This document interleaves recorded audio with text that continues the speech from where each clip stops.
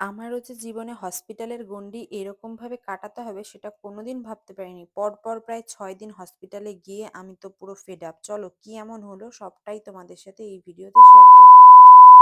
Hello everyone, welcome back to my mini blog. কেমন আছো তোমরা সকলে? আমি তোমাদের সকলের প্রিয় রত্না আমার নতুন একটি মিনি ভিডিওতে সবাইকে জানাচ্ছি ওয়েলকাম। আমি জানি তোমাদের ওই একঘেয়েমে ভিডিও দেখতে আর ভাল লাগছে না। বারবার আমি ঠাকুরনগর থেকে হাবড়া, হাবড়া টু ঠাকুরনগর, ঠাকুরনগর থেকে হসপিটাল, হসপিটাল থেকে নার্সিংহোম এইসব চক্কর কাটছি। এইসব ভিডিও তোমাদেরও দেখতে ভাল লাগছে না আমি জানি। জানো তো, একটা ভালো কথা তোমাদের সাথে শেয়ার না করে আমি পারছি না। আমাদের সুন্দরবনে যাওয়ার পুরোপুরি টিকিট কনফার্ম ছিল যে না, আমরা এই ডেটে সুন্দরবনে যাব ঘুরতে। তোমাদের সাথে একটু মায়াপুর ঘোরাতে নিয়ে যাব। আমি অনেক দিন কোথাও ঘুরতে যাই না, প্রায় বছর খানিকের কাছাকাছি হয়ে গেছে যে আমি দূরে কোথাও ঘুরতে যাই না। তো সেই ক্ষেত্রে যখন আমি সুন্দরবন যাব, সেইটা পুরোপুরি কনফার্ম যে সুন্দরবন আমরা যাচ্ছি। সুন্দরবন থেকে এসে আমরা মায়াপুর যাব সেটাও কনফার্ম। দেন আমরা একটু মৌসুমী আইল্যান্ড যাব সেটাও ঠিকঠাক। কিন্তু ওই যে পরিস্থিতি, পরিস্থিতি এমন একটা জায়গায় আমাদের নিয়ে আসে যে সেখান থেকে আমাদের ঘুরে দাঁড়ানোর মতন আর কোনো রাস্তা থাকে না। ওই যে বলে না, বেশি প্ল্যানিং করলে কখনো সেই জিনিসগুলো হয় না। আমার সাথে হয়েছে ঠিক সেম একটা ঘটনা। যাই হোক, সেটা তো শেয়ার করবই। আমি এদিকে ঠাকুরনগর থেকে টিকিট কেটে ফাইনালি চলে আসলাম হাবড়া স্টেশনে। আর হাবড়া স্টেশনে আসার পর এখান থেকে আমি গুটি গুটি পায়ে সামনের দিকে এগিয়ে যাচ্ছিলাম। কারণ এখান থেকে আমাকে যেতে হবে হচ্ছে হাবড়া মানে হসপিটাল, যেটা আমাদের স্বাস্থ্য কেন্দ্র বলে আর কি বাংলা ভাষায়, সেখানে। তো যাই হোক, আর দেরি না করে আমি গুটি গুটি পায়ে সেদিকেই যাচ্ছিলাম। আর তার আগে এই যে হাবড়া রেল লাইনটা ক্রস করতে হবে। আর অনেক দিন ধরে পলিদির দোকানেও যাওয়া হয় না। আমার নিজেরই স্কিনের কোনো প্রোডাক্ট নেই, প্রোডাক্ট শেষ হয়ে গেছে। স্কিনের অবস্থাটা অনেকটা মানে আগের থেকে ইমপ্রুভ হয়েছে, আরো কিছু জিনিস আমার লাগবে। বাট আমি সেগুলোই আনতে যেতে পারছি না। মানে আমি নিজের জন্যই যেতে পারছি না, তো ভিডিও করা তো দূর থাক। আর এরকম একটা প্রবলেমের মধ্যে হঠাৎ করে পড়ে যাব, যেটার কোনো রকম মানে বিন্দু মাত্র কোনো রকম আমাদের আগের থেকে কোনো রকম চিন্তাধারাই ছিল না যে এরকম প্রবলেমে আমরা আটকে যেতে পারি। যাই হোক, যেহেতু প্রবলেম হয়ে গেছে, এখন প্রবলেমটাকে তো কোনো না কোনোভাবে সলভ করতেই হবে, তাই না? প্রবলেমটাকে প্রবলেম ভেবে বসে থাকা বা সেটাকে নিয়ে ভরণ পোষণ করা, এটা কখনোই সম্ভব না। যাই হোক, আমি যেহেতু নিজেরই একটা প্রবলেম হয়েছে আর নিজের প্রবলেমের জন্য নিজেই বারবার হসপিটালে যাচ্ছি। আজকে এই নিয়ে মনে হয় আমার ৫ নাম্বার দিন হসপিটালে যাওয়া। অলরেডি এর আগের ভিডিওগুলো তোমরা দেখে ফেলেছো। আর এত সুন্দর একটা জায়গায় ঘুরতে যাব, সবকিছু প্রিপারেশন ঠিকঠাক, সেখান থেকে এরকম একটা জায়গায় এসে পৌঁছানো আমার দিক থেকে ভাই জিনিসটা অনেকটা বড়, যেটা মানে অনেকটা বড় একটা শখ, যেটা তোমাদের সাথে বলেও বোঝাতে পারবো না। বাট কিছু করার নেই, যেহেতু প্রবলেম হয়েছে তাই প্রবলেমটাকে এখন রিকভার করি। ঘোরা তো জীবনে পড়েই থাকবে, হয়তো পরেও যেতে পারবো। আর জানো তো, আমি এই জিনিসটা প্রচুর করে নিজের কাছ থেকে মনে করি, যদি আজকে এটা না হয় কালকে এটা হবে কি হবে না সেটা আমরা কে জানি।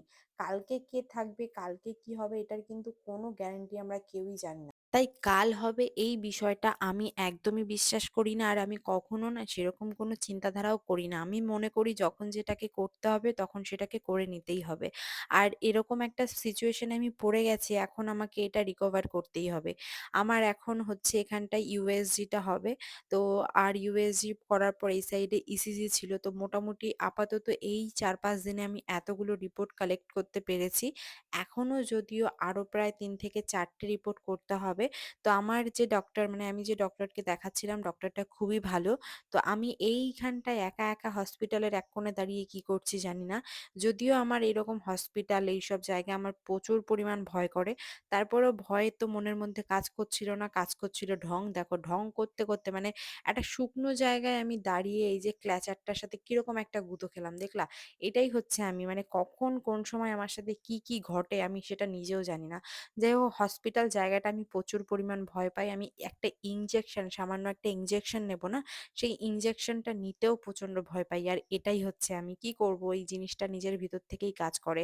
এখন গুটি গুটি পায়ে যাচ্ছি, কারণ মানে আমি একটু অলরেডি আগেই চলে এসেছি, কারণ আজকে আমার কিছু রিপোর্ট এখান থেকে নেওয়ার ছিল যেগুলো আগের দিন করেছি।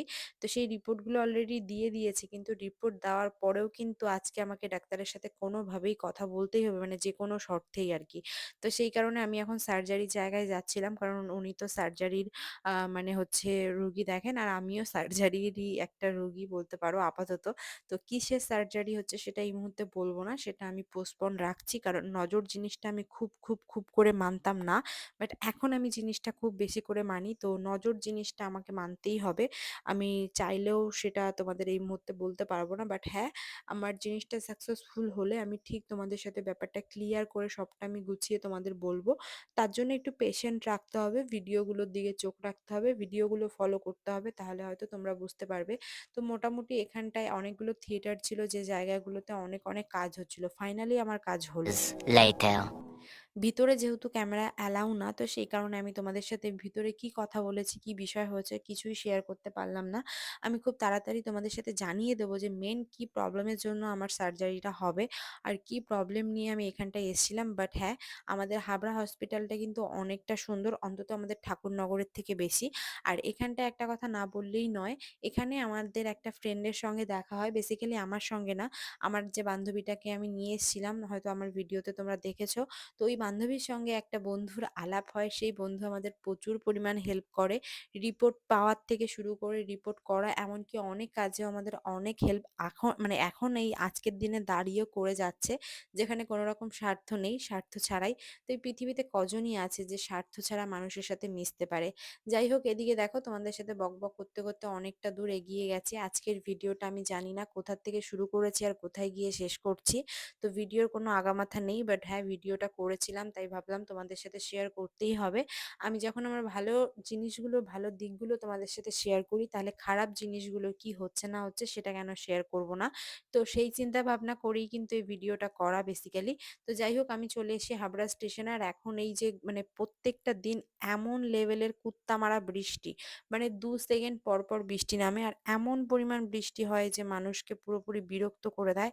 বাট কিছু করার নেই, এই ঝড় বৃষ্টি তুফান যাই হোক এর মধ্যেই, আর এই বৃষ্টির মধ্যেই আমাকে বেরাতে হলো, কিছু করার নেই, কারণ আমাকে ট্রেনটা যে কোনো মুহূর্তে ধরতে হবে। আমাদের হাবড়া থেকে ঠাকুরনগরের রাস্তা কিন্তু বেশ কিছুটা মানে অনেকটাই দূর। আর এই কারণে কিন্তু আমাদের কোনো অটো টোটোর ব্যবস্থা থাকলেও অনেকটা পরিমাণ মানে আমার গাইঘাটায় গিয়ে নামতে হবে।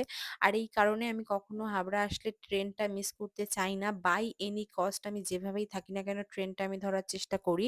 তো যাই হোক, স্টেশনে দাঁড়িয়ে ওয়েট করছিলাম ট্রেনের জন্য, আর অনেকক্ষণ পর ফাইনালি ট্রেনটা ঢুকবে ঢুকবে ভাব। আর তোমরাই জাস্ট দেখো কি পরিমাণ আকাশে মেঘ করেছে, মানে যখন তখন বৃষ্টি নামবে, কারণ বৃষ্টির তো কোনো সিস্টেম নেই, এইরকম ভাবেই হচ্ছে। কিছুদিন আগে এই জার্নির থেকে আমি মুক্তি পেলাম, কারণ আমার এক্সামটা শেষ হলো।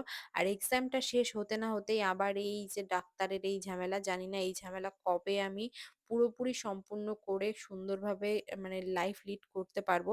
তারপরেও চেষ্টা করব ভিডিও, ফটো তোমাদের সাথে শেয়ার করা, যেটা আমার কাজ, যেটা আমি রেগুলার করি। আমি জানি না আমি কতদিন পর্যন্ত করতে পারবো, বাট হ্যাঁ, আমি চেষ্টা করব। যাই হোক, এদিকে আমি ট্রেনে ওঠার পর ফাইনালি ঠাকুরনগরের দিক ঢুকছি। আর তোমরা একটা সুন্দর জিনিস দেখবে, এটা আমাদের ঠাকুরনগরেই সম্ভব, ঠাকুরনগর ছাড়া অন্য কোথাও সম্ভব না। মানে ঠাকুরনগর প্ল্যাটফর্ম চলে এসে কিন্তু আমার প্রাণের সখা দিদিভাইরা এখনো গেট ছাড়বে না। আর যেহেতু গেট ছাড়বে না, তাই আমরা ভিতরেও ঢুকতে পারছিলাম না, মানে নামতে পারছিলাম না। যাই হোক, আজকের ভিডিওটা তোমাদের কেমন লাগলো জানিও। টাটা।